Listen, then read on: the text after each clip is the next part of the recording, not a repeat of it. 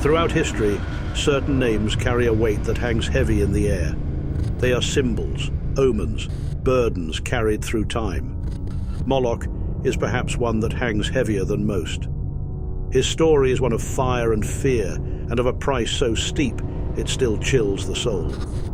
But who, or what, was Moloch? Was he a god, a demon, or merely a dark reflection of humanity's willingness to sacrifice everything in the name of power? Moloch's reputation spans millennia, rooted in the ancient religions of the Near East. In the Hebrew Bible, he is condemned as a god worshipped by neighboring cultures who practiced child sacrifice. Over time, his image evolved from that of a deity to a demonic figure in Christian and occult traditions. To his followers, Moloch represented power and prosperity, but to his critics he was a symbol of depravity and corruption, a dark mirror reflecting humanity's worst instincts.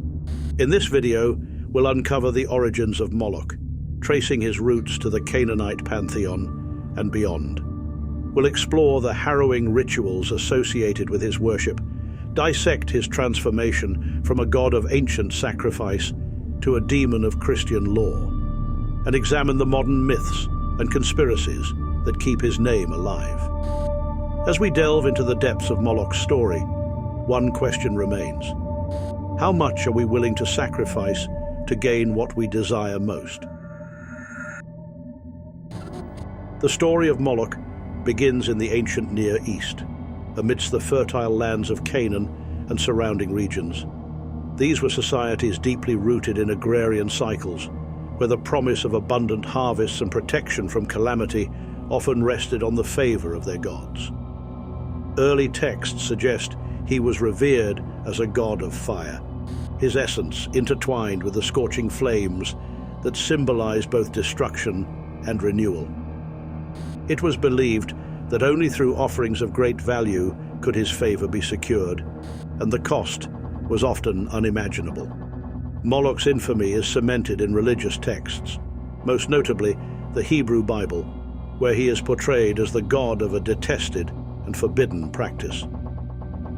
In Leviticus 18:21, the Israelites are warned, "Do not give any of your children to be sacrificed to Moloch, for you must not profane the name of your God." Deuteronomy 12:31 goes further, condemning the neighboring tribes who burned their sons and daughters in fire to their gods. These passages paint a grim picture of Moloch's worship, emphasizing the brutal act of child sacrifice as central to his rites. The imagery of flames consuming the innocent became a powerful symbol of corruption and idolatry. The figure of Moloch has sparked intense scholarly debate. Was he a literal deity worshipped by the Canaanites, or was his name a title symbolizing a type of ritual? Some scholars suggest that Moloch wasn't a singular god, but rather a representation of a specific form of sacrifice, with the term derived from the Hebrew word melech, meaning king, a word that means sacrifice in the closely related Punic language. Others argue that Moloch was personified over time, evolving into a feared symbol of human excess and depravity. Regardless of his origins, the name Moloch continues to evoke dread, embodying a dark chapter of ancient religious practices. Devotees believed that to gain Moloch's favor, they had to offer their most precious gift, their children. The sacrifices were carried out with grim ceremony, often amidst chants and prayers meant to drown out the cries of the victims. These acts were seen not as barbaric, but as sacred, a grim transaction meant to ensure the prosperity of the community. Moloch was thought to reward such sacrifices with bountiful harvests, victory in war, or protection from disaster. Central to Moloch's worship were the imposing bronze idols said to represent the deity. These statues were often crafted with outstretched hands, designed to cradle the sacrificial offering before it was consumed by fire. In some accounts, the hollow interiors of these idols were heated until they glowed red-hot, turning them into both symbols and instruments of destruction. Historical records describe rituals where the children were placed into the idol's hands, sliding into the flames below. The air would grow thick with smoke, the wails of mourners blending with the rhythmic chants of the priests. These rituals were not merely acts of devotion. They were spectacles of power, meant to display humanity's submission to the divine. The flames consuming the offerings were a grim reflection of the cycle of life and death, where destruction was required to pave the way for new growth. Moloch's worship was not just about appeasement, but about embracing the paradox of life's fragility and resilience, with the fire acting as a bridge between the mortal and divine. Moloch's rites were born from desperation. In a world plagued by uncertainty, famine, war, and disease, such sacrifices were seen as necessary to secure divine intervention. To these ancient people, Moloch embodied the cruel bargain of survival: appease the merciless forces of nature, or suffer its wrath. His worship reflects the lengths humanity will go to in times of dire need, where even the unthinkable becomes a rational choice. Moloch's flames became a symbol of the human condition itself, caught between the fear of loss and the hope for prosperity. Moloch's transformation from a revered deity to a feared demon is a story shaped by time and theology. In the ancient world, Moloch was seen as a god of power and necessity, albeit one whose worship demanded horrifying sacrifices. However, as the Hebrew Bible condemned the practices associated with him, Moloch's image began to shift. By the time of early Christianity, he was no longer seen as a god, but as a demon, one of many fallen beings aligned with Satan himself. This demonization was a tool of moral and spiritual instruction, casting Moloch as a cautionary figure, a symbol of idolatry and human depravity. He became the embodiment of excess and corruption, his fire no longer a source of renewal, but of eternal torment.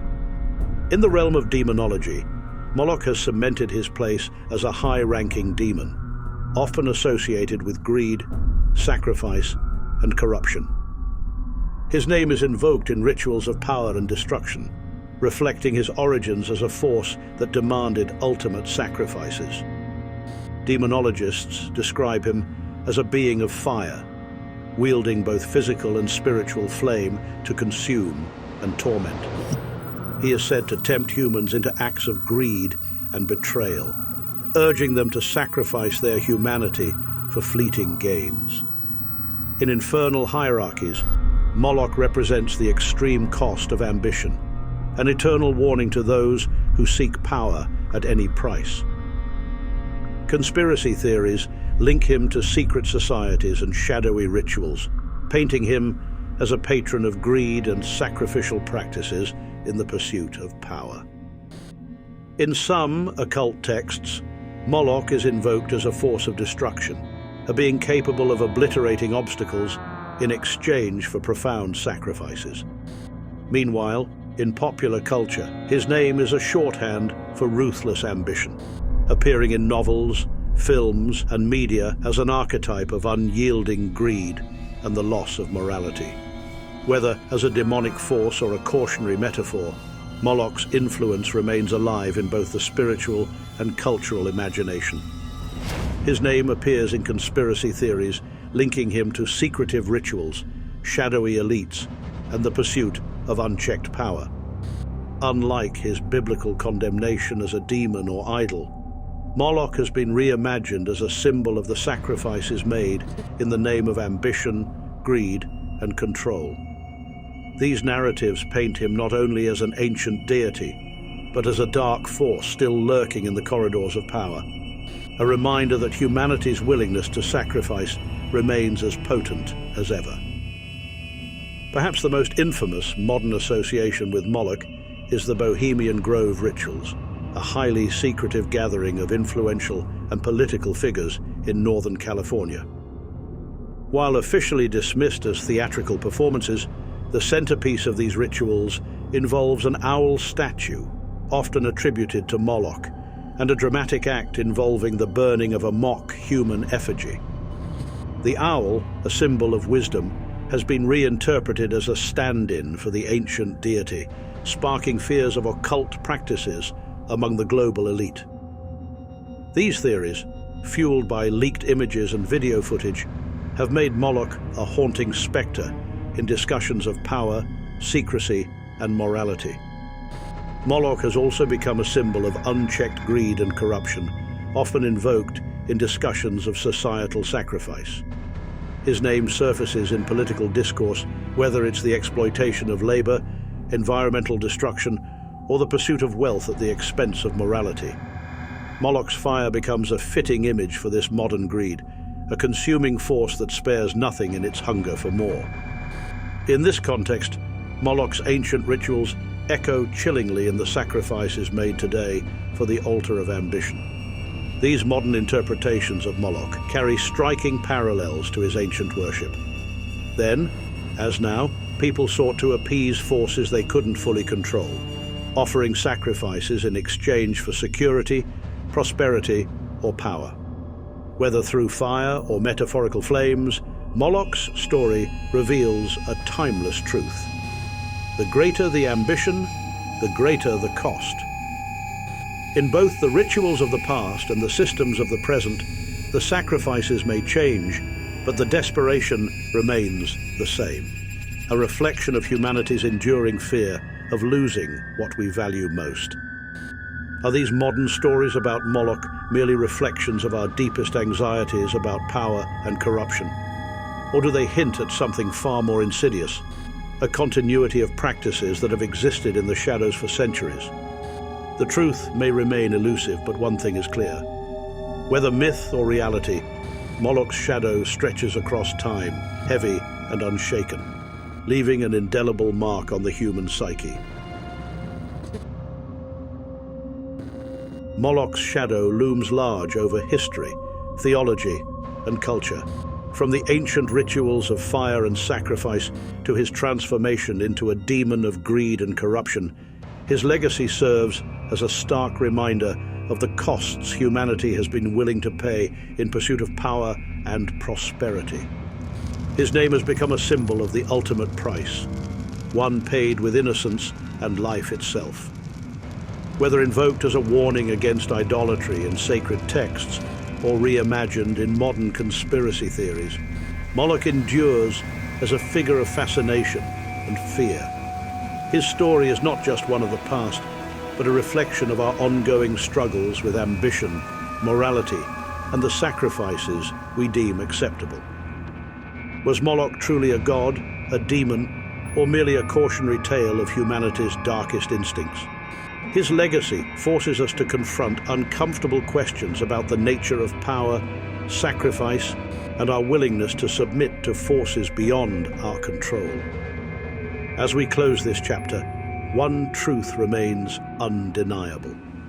Moloch's story continues to hang heavy in the air, like a storm that never breaks.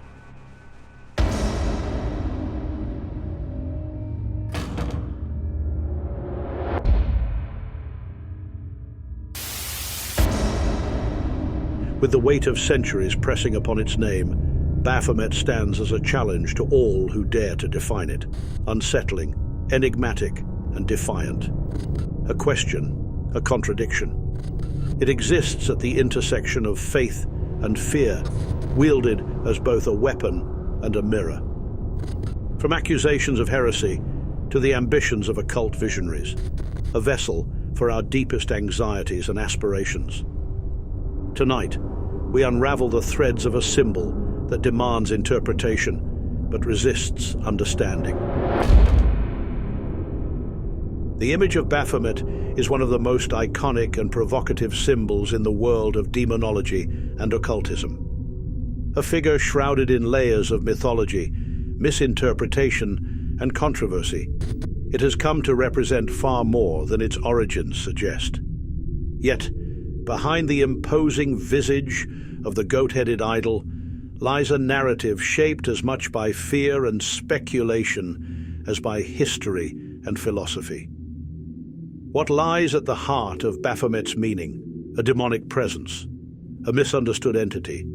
Or does it represent something altogether more profound? To understand Baphomet, we must begin not with its modern image, but with its roots that stretch back to medieval accusations and theological paranoia, linked to the Knights Templar. The name Baphomet first appeared in the 12th century during the Crusades, in a letter describing the siege of Antioch, where Baphomet is mentioned as a distorted reference to the Muslim prophet Muhammad. This linguistic corruption reflected the deep religious tensions of the time, where demonizing the other was a common tool of propaganda. Over the next few centuries, the word Baphomet began to take on darker connotations, linked to heresy and occult practices. The association between Baphomet and heresy deepened with the infamous persecution of the Knights Templar in the early 14th century. King Philip IV of France, seeking to consolidate power and erase debts owed to the Templars, accused the order of heresy, idolatry, and blasphemy. Among these accusations was the claim that they worshipped a mysterious idol called Baphomet. However, no physical evidence of this idol was ever presented, leaving historians to speculate whether the accusation was fabricated or the idol misunderstood. Much of the evidence for Baphomet's supposed worship came from confessions extracted under torture. These confessions varied wildly, with some describing a head-shaped idol, others a cat, and still others claiming the figure was entirely spiritual. It is possible that the name Baphomet was invented or misinterpreted under duress. Whatever the case, the idol became a powerful symbol of treachery and secrecy in the eyes of medieval authorities.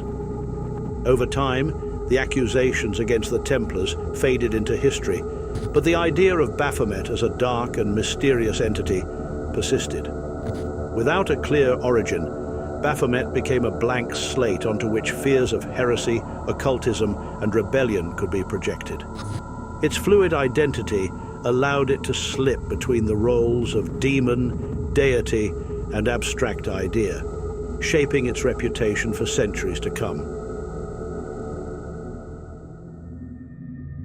In 1856, the image of Baphomet as we know it today was born, not from the depths of ancient demonology, but by the 19th century French occultist Eliphas Levi. In his seminal work, Dogme et rituel de la haute magie, Dogma and Ritual of High Magic, Levi unveiled his now iconic illustration. A winged, goat-headed figure sitting cross-legged with one hand pointing up and the other pointing down. This wasn't just a random artistic choice. It was a deliberate symbol of balance, duality, and the esoteric principle, as above, so below.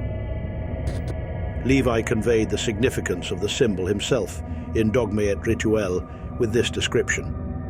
The goat on the frontispiece carries the sign of the pentagram on the forehead, with one point at the top, a symbol of light, his two hands forming the sign of Hermetism, the one pointing up to the white moon of Chesed, the other pointing down to the black one of Geburah. This sign expresses the perfect harmony of mercy with justice.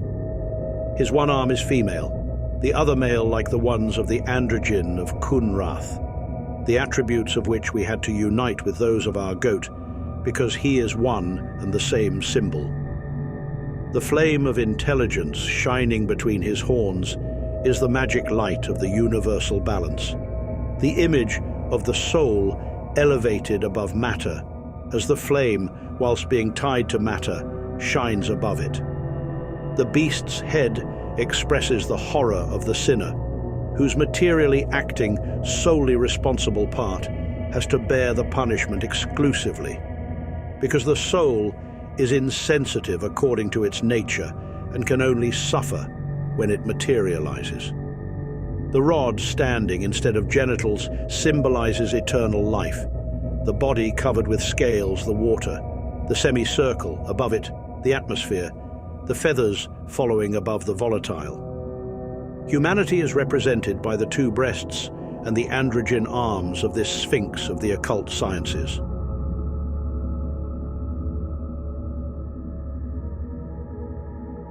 The figure Levi created was not universally celebrated. Many misunderstood his work, equating Baphomet with the devil himself.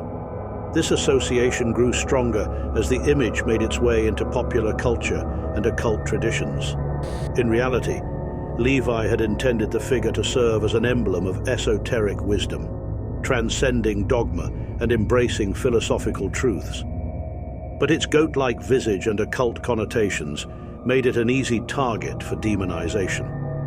Despite the controversy, Levi's Baphomet became a cornerstone of modern occult traditions.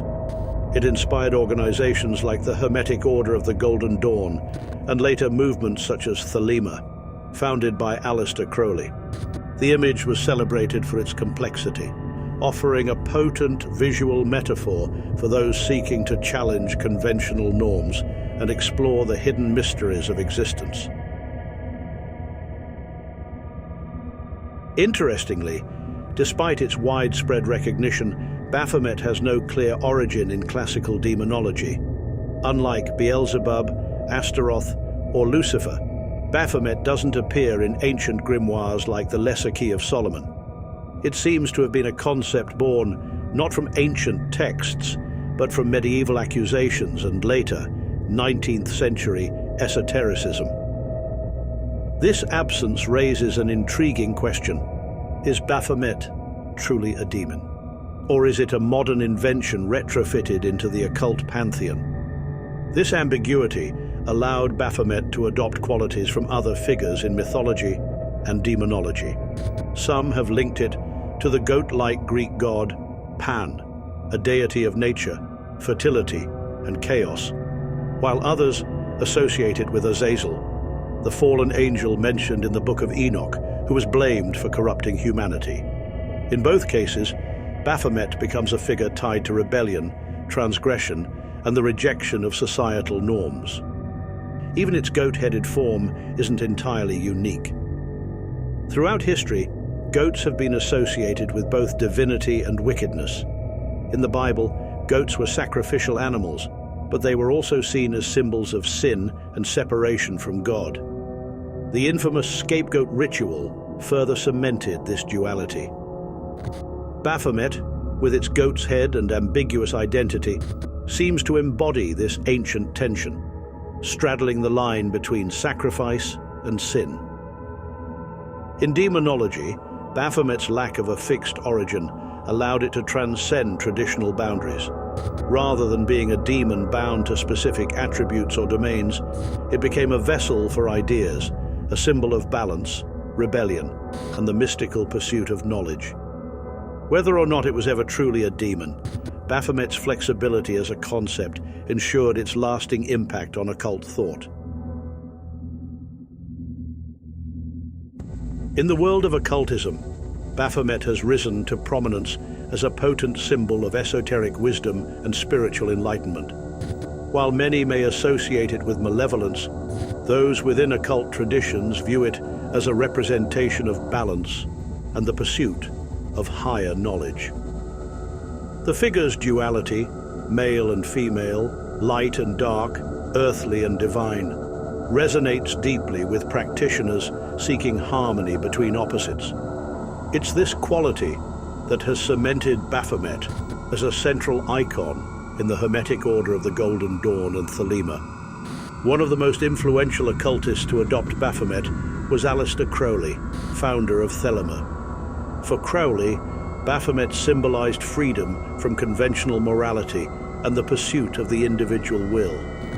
He saw the figure not as an object of worship, but as a powerful archetype, a beacon for those daring to explore the boundaries of spirituality and self-realization. Crowley even adopted Baphomet as one of his own magical names. Baphomet's journey from esoteric symbol to a figure of public controversy has been anything but straightforward. The figure's ambiguity and duality have made it a lightning rod for cultural fears, especially in societies where symbols carry significant weight. In modern times, Baphomet is often conflated with Satanism, sparking outrage whenever it appears in public spaces. Yet, its symbolism is rarely understood by those who condemn it, reducing a complex figure into a mere caricature of evil. One of the most prominent examples of Baphomet's cultural impact came in 2015, when the Satanic Temple unveiled their 8-foot-tall statue of Baphomet. Intended as a statement on religious freedom and the separation of church and state, the statue quickly became a flashpoint for controversy. Their statue depicts Baphomet seated on a throne with 2 children gazing up in curiosity, not as a figure of fear, but as a symbol of inquiry and justice. Critics called it an affront to morality, while supporters saw it as a bold stand for constitutional rights. This modern interpretation of Baphomet highlights its role as a symbol of defiance and philosophical exploration, representing justice and inquiry rather than fear. Yet, in its misunderstood state, Baphomet has also become a symbol of rebellion and questioning authority. For those who challenge societal norms, it represents a rejection of rigid systems and an embrace of self-determination. This dual role, as both a feared symbol and a figure of empowerment, ensures Baphomet remains relevant in an ever-changing cultural landscape. Whether reviled or revered, its presence is a reflection of humanity's fascination with the unknown. Ultimately, the controversy surrounding Baphomet reveals more about society than the figure itself. It serves as a mirror, reflecting humanity's fears, aspirations, and desire to make sense of the world's complexities. Baphomet's true power lies in its ability to provoke thought and conversation, challenging people to look beyond the surface and confront the deeper meanings hidden in its form. Baphomet is a figure that defies easy categorization. Whether viewed as a demonic entity, a misunderstood idol, or a symbol of rebellion and balance, its meaning shifts depending on who is interpreting it. This fluidity is both its strength and its source of controversy, a reflection of humanity's ongoing struggle to understand the complex interplay between light and dark, knowledge and fear, freedom and order. From its medieval origins as an accusation against the Knights Templar to its modern role in occult practices and cultural debates, Baphomet has endured as a symbol of humanity's fascination with the mysterious and the forbidden. It is not merely a figure to be feared or revered, but one to be understood, a challenge to look beyond appearances and question the boundaries of belief.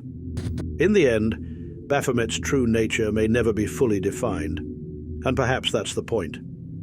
Its form invites us to challenge preconceived notions, to embrace complexity, and to find meaning in the balance of opposites. Whether you see Baphomet as a demon, an idol, or a misunderstood icon, it will always stand as a testament to the power of symbols and the stories that we build around them.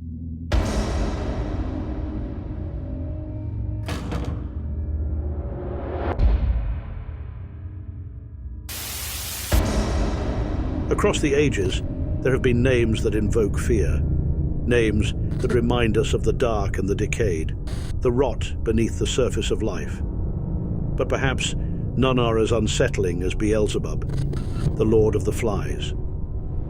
The very name stirs images of plague, corruption, and death. But who or what is this ancient being? Is he merely a figure of superstition, or is there a deeper, darker truth behind his legend? Prepare yourself, for this journey is not for the faint of heart.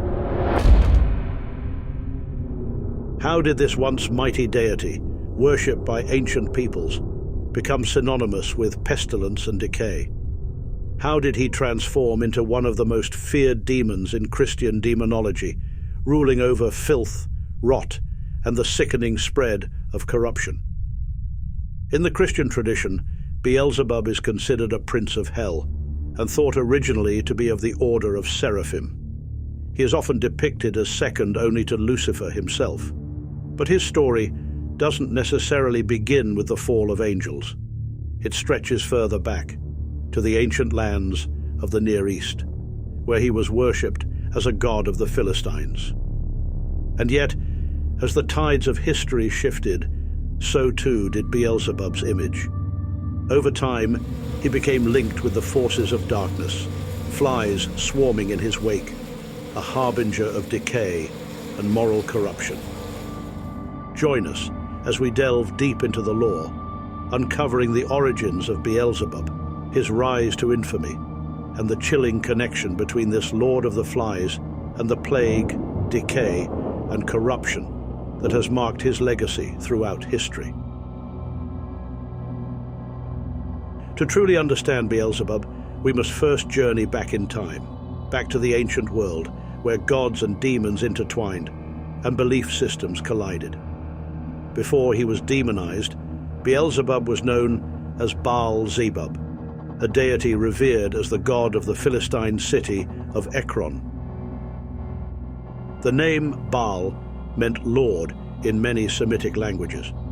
In this case, Baal-zebub was thought to mean Lord of the Flies. But why flies? Some scholars believe that this connection to flies was symbolic. Flies are drawn to decay, to rot, to death, and to waste. To the Philistines, Beelzebub was a powerful god, worshipped in their great city of Ekron. It is said that in times of sickness and plague, they sought his protection, believing he had control over both life and death. But over time, something changed. With the rise of monotheism, particularly through the spread of Judaism and Christianity, former gods like Baal-zebub underwent a transformation. What was once divine became demonized. The old gods were seen as corrupt and malevolent, and Baal-zebub was no exception. In fact, his very name was twisted. In some translations, the name changed from Baal-zebub, Lord of the Flies, to Beelzebul, meaning Lord of Dung or Lord of Filth. This shift not only demoted his status, but also associated him with the basest elements of existence: decay, waste, and corruption. As Christianity grew, so did Beelzebub's infamy. By the time of the medieval period, he had become one of the most feared demons, referred to as the Prince of Hell, second only to Lucifer himself. And with this, he became associated not just with filth and decay, but with moral and spiritual corruption. Beelzebub was now seen as the embodiment of everything that rots, both in the body and in the soul. But the story of Beelzebub doesn't end here. His role as a demon, as a corrupter of both flesh and spirit, would only grow stronger in the centuries to come, and his connection to plague, decay, and disease would leave its mark. Throughout history, flies have been seen as carriers of disease and destruction. They feed on filth, laying their eggs in the rotting remains of life, bringing new generations of death from decay. But for Beelzebub, flies are more than just a symbol. They are his very essence. In his wake, they bring plague, pestilence, and the stench of death. In Beelzebub's hands, flies become not just carriers of disease, but symbols of the filth that lies beneath the surface of society. His power over flies mirrors his power over human corruption. Both spread silently, inevitably, until nothing pure remains.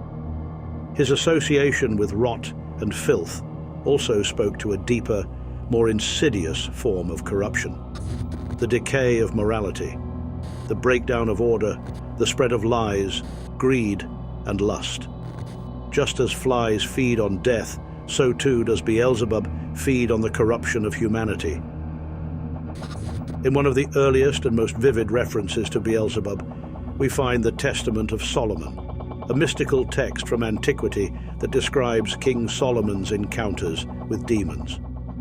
In this text, Beelzebub is described as a mighty prince of demons, responsible for great destruction, sickness, and decay. When asked by Solomon about his role, Beelzebub reveals his dominion over the destruction caused by tyrants.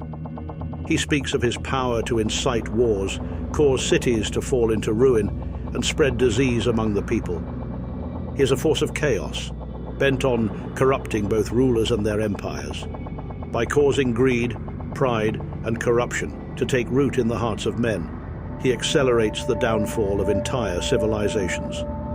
But how did he come to be one of hell's most powerful figures?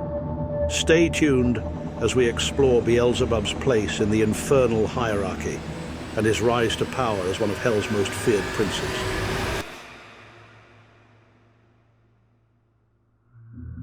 In the great and terrible hierarchy of hell, power is everything. And few demons hold as much power as Beelzebub, one of the 7 princes of hell, and said to be second only to Lucifer himself. Known as the Prince of Gluttony in some traditions, and as the Lord of Corruption in others, Beelzebub's influence spreads across every corner of hell. It is said that where Lucifer rules through pride and defiance, Beelzebub's power lies in the degradation of both body and soul, feeding on the filth and decay of all living things. Within demonology, Beelzebub is often considered one of the most powerful figures in the infernal realm. The Lord of Flies, commanding legions of demons and spreading chaos throughout the mortal and infernal worlds alike. In his role as a prince of hell, Beelzebub is said to govern over vast armies of demonic forces. His mission: to corrupt, to destroy, and to ensure that chaos reigns supreme. His influence seeks out the rot at the heart of human civilization, slowly turning order into ruin. He is often seen as Lucifer's trusted lieutenant, carrying out the most destructive and corrupting of missions. Other interpretations go even further, suggesting that Beelzebub was once a rival to Lucifer, vying for the throne of hell. His power and influence vary across different traditions. In Christian demonology, he is often depicted as a malevolent force, capable of inciting war, famine, and plague. He is mentioned in texts like the Infernal Dictionary, which ranks him among the highest of all fallen angels, responsible for leading many souls astray. But in occult traditions, his role takes on more complexity. Beelzebub is invoked as a mighty demon, one who can command respect and obedience from both humans and spirits. His power to control the forces of corruption and rot makes him a formidable adversary, yet also a figure of dark wisdom. In literary works such as John Milton's Paradise Lost, Beelzebub takes on a slightly different role. Here, he is depicted as a strategic mind, and once again as Lucifer's chief lieutenant and closest advisor.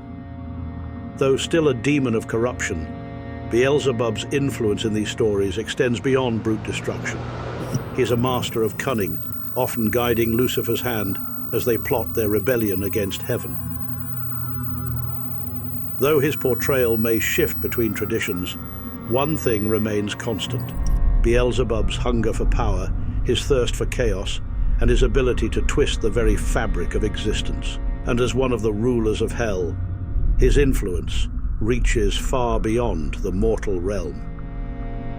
As the Lord of Flies, Beelzebub's chaos spreads like an infection, weakening the structures of power from within.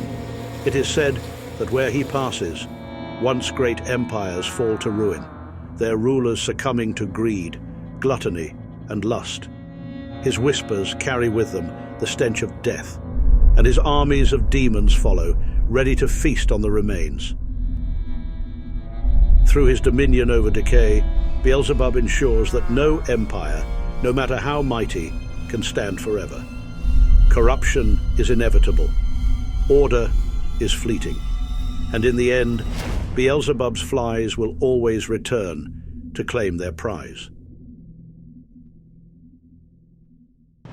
It is said that wherever Beelzebub spreads his wings, moral decay follows close behind. His whispers lead the proud to arrogance, the powerful to greed, and the ambitious to tyranny.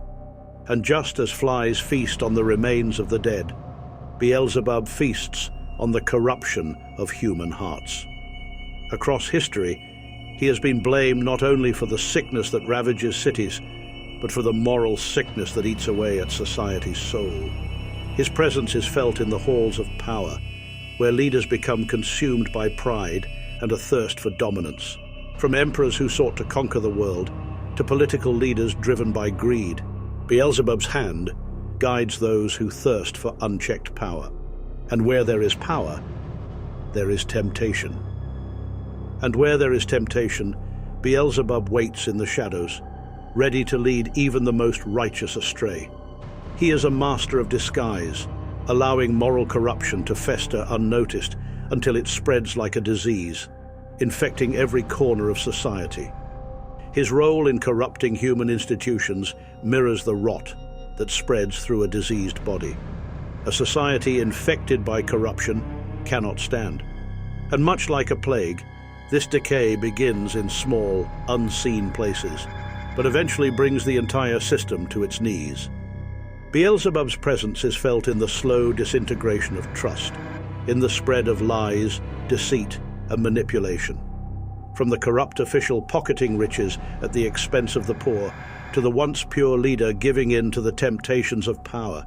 This moral corruption, much like a virus, spreads through the heart of civilization.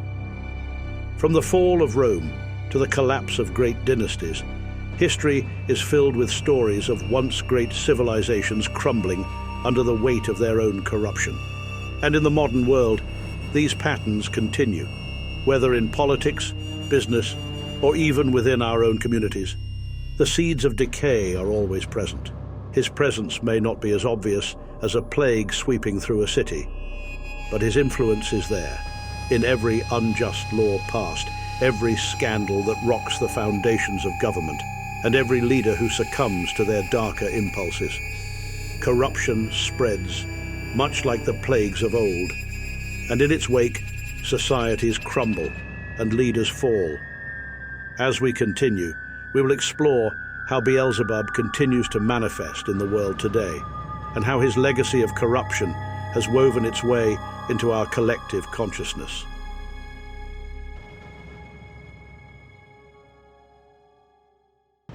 Beelzebub, the ancient lord of the flies, may have his origins in myth, but his influence is said to persist in more sinister forms. Among rumors of secret societies and elite gatherings, his name appears in theories linking him to corruption, greed, and the degradation of society. Could the elite worship of Beelzebub be fueling the inequalities and moral decay we see today?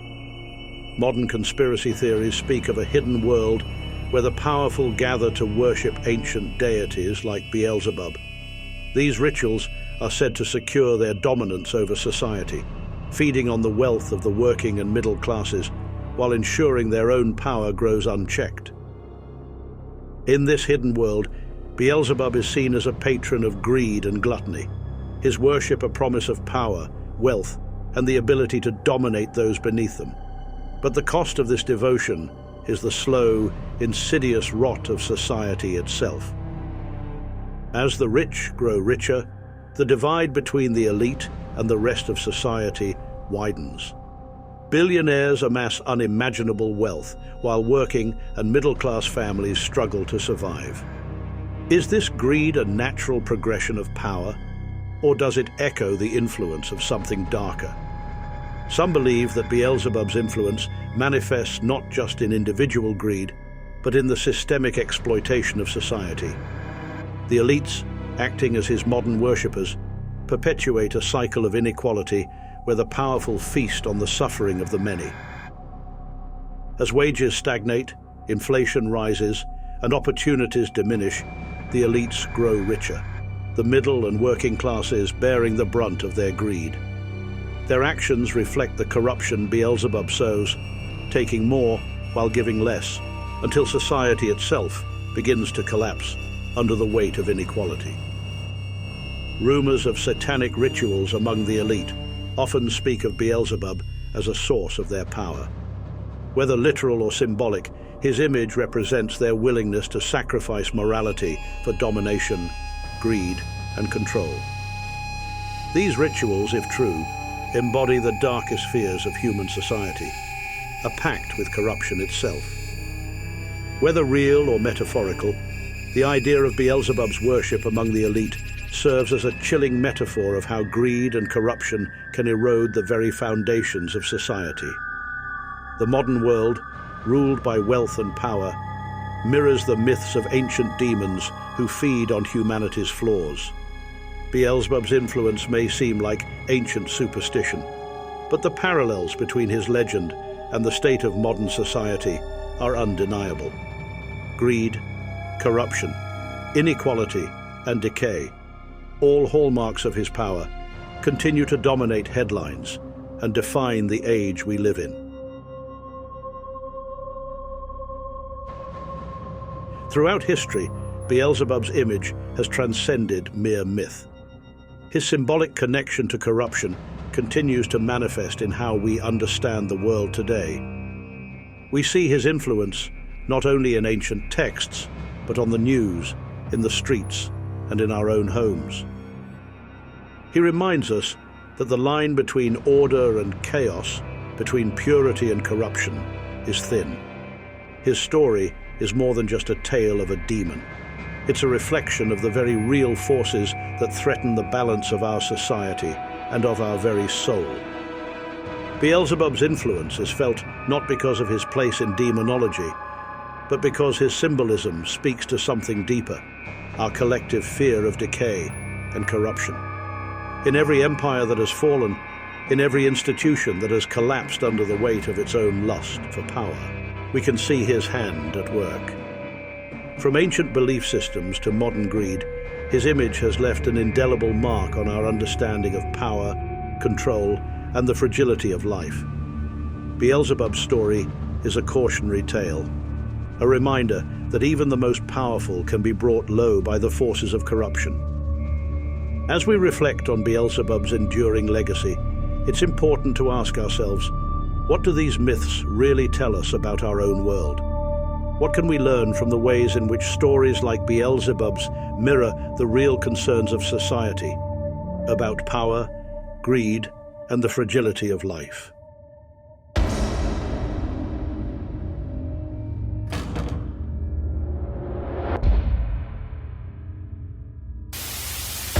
A being born to herald the apocalypse, as prophesied in ancient scripture, or a symbol of humanity's darkest tendencies, our greed, our cruelty, our unending hunger for power. It is neither here nor there, yet its presence lingers, a cipher of fear and fascination, beckoning us to question the edges of light and the heart of darkness. Who or what is the Antichrist?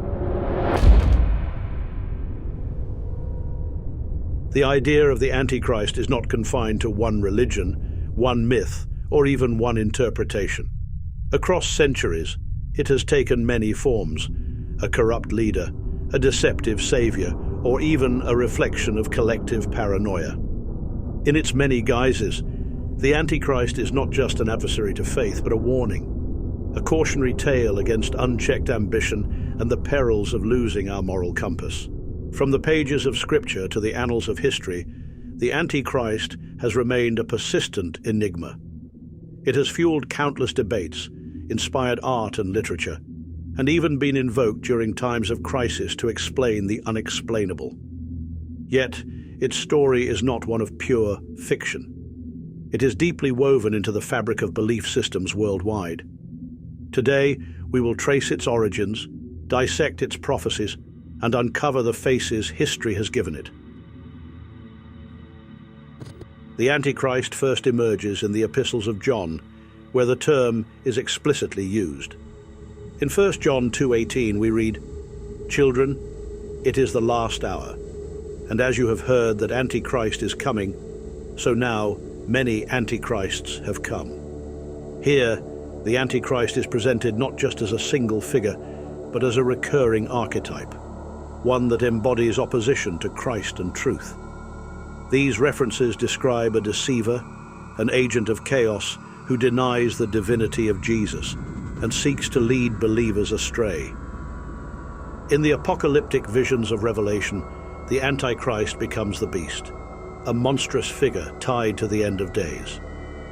Revelation 13 describes the beast rising from the sea, its body marked with blasphemous names and its power derived from the dragon, Satan. It will deceive the nations, perform miracles, and demand worship from all. The infamous mark of the beast, placed on the foreheads and hands of its followers, is described as a means of controlling the masses, forbidding trade or survival without allegiance to its dominion. The Book of Daniel offers one of the earliest and most striking depictions of a figure that many interpret as the Antichrist. In Daniel 11:36-39, a series of ominous characteristics is attributed to this individual, painting a portrait of a leader whose pride, ambition, and cruelty transcend human bounds. These 20 signs serve as a prophetic checklist, warning of the rise of a tyrant who will disrupt faith, exploit power, and spread chaos on an unprecedented scale. First, Daniel warns that he will exalt himself, presenting himself as the ultimate authority. This is no mere arrogance, it is a declaration of supremacy, elevating his name above nations, gods, and even natural laws. He will heed his inner voice above others, dismissing counsel and forging his path of destruction with absolute conviction. His hostility toward the true God will be relentless, mocking divinity and twisting sacred truths to suit his agenda. This figure will exalt human logic above faith, championing reason and intellect while dismantling belief systems. His reign will be marked by success and adoration as he prospers for a season and is loved, deceiving many into believing he is a savior. Yet, beneath this facade lies a startling anomaly. He will not desire women, which has puzzled scholars for centuries. Some interpret this as an indication of celibacy, others as a rejection of traditional relationships, a detail that only deepens his enigmatic nature. He will reject the faith of his forefathers, severing ties with established traditions and using this break to justify his reign of terror. In his pursuit of power, he will viciously persecute Jews and Christians, targeting the very foundation of Abrahamic faiths with unyielding fury. His pride will know no limits, for he will think of himself as greater than God, positioning himself as a false Messiah. Lawlessness will define his rule as he becomes increasingly lawless, defying both divine and human codes of conduct. His reverence will not be for faith, but for force, as he honors military power above faith, glorifying the tools of war and destruction. He will love wealth and hoard precious things, amassing riches as a testament to his dominance and greed. Daniel's prophecy continues with a chilling escalation. He will become a man of war, leading campaigns of violence and conquest. He will wage a war on all people of faith, targeting those who resist his ideology with systematic persecution. His cunning will be unmatched, as he forces Israel to ratify a treaty, likely under the guise of peace. But this treaty will be a prelude to betrayal, as he divides Israel and Jerusalem, sowing discord in the sacred lands. This leader's ambition will lead him to invade Jerusalem, a move laden with both political and prophetic significance. Perhaps the most audacious act described is his entry into the restored temple, a place of divine worship, where he will declare himself above God. This ultimate blasphemy, known in some traditions as the abomination of desolation, will mark the zenith of his rebellion against the divine. The 20 signs from Daniel do more than describe a tyrant. They present a roadmap of terror. Scholars and theologians debate whether these traits describe a literal individual or symbolize a broader system of evil. Could this figure already walk among us, waiting for the opportune moment to rise? Or is the Antichrist yet to come, biding their time in the shadows? Each sign offers a piece of a puzzle that continues to haunt humanity's imagination, a dire warning etched into the fabric of prophecy. Among Christian eschatological beliefs, these descriptions are more than allegories. They are seen as warnings. Many sects interpret these prophecies as signs to watch for in world events. A particularly relevant prophecy is the Antichrist's role in brokering peace in the Middle East, a peace that will ultimately crumble into chaos. Some scholars speculate on the modern significance of this prophecy, linking it to ongoing tensions and political movements in the region. Whether interpreted literally or symbolically, these prophecies share common themes: deception, power, and the eventual triumph of truth. The Antichrist, whether as a physical being or a metaphor, represents the ultimate challenge to faith and morality, a test humanity has pondered for millennia. The search for the Antichrist did not remain confined to prophecy. It spilled into history, with countless figures accused of embodying this ultimate adversary. One of the earliest accusations fell upon Roman Emperor Nero. Known for his brutal persecution of Christians, Nero's reign painted him as a tyrant steeped in cruelty. Early Christians, suffering under his rule, saw his actions as the fulfillment of apocalyptic texts. Revelation's description of the beast, marked by the number 666, was interpreted by some as a cipher for Nero's name in Hebrew, linking him to this infernal figure. Centuries later, the title of Antichrist would be levied against Napoleon Bonaparte. Rising to power during a time of great upheaval, Napoleon's conquests reshaped Europe and left a trail of destruction in their wake. His coronation as emperor, self-placed crown, and sweeping wars aligned him with prophecies of a world leader who would exalt himself above all others and plunge nations into chaos. These accusations were not without cause. Each of these figures rose to power during times of turmoil, wielding political control and military might in ways that fit the mold of the Antichrist.